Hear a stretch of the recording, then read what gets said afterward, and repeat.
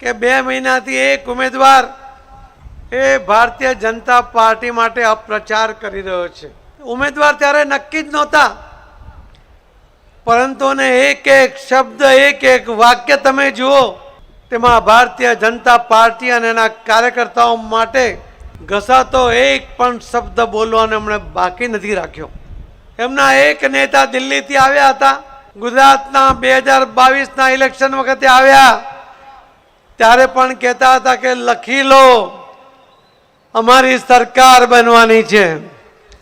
182 seat ઉપર ઉમેદવાર ઉભા રાખ્યા, 136 સીટ ઉપર એની ડિપોઝિટ જમા થઈ ગઈ। એવા નેતા હવે ગુજરાતમાં ફરી જીતવા માટે આવ્યા છે।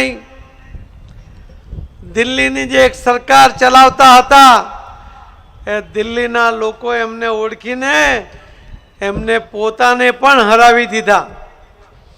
એવા એ નેતા કે જેના માટે મારે કોઈ શબ્દ પ્રયોગ કરવો નથી, જેનું નામ પણ બોલવા માટે હું તૈયાર નથી, એ હવે ચેલેન્જ કરે છે તમને કે વિસાવદર જીતીને બતાવો। આ ચેલેન્જ તમારા માટે છે।